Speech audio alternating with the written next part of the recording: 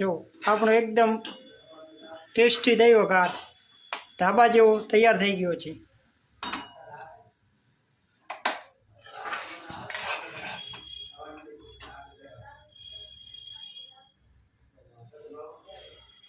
જો અહીંયા બાજરીનો રોટલો પણ તૈયાર થઈ જવા આવ્યો છે।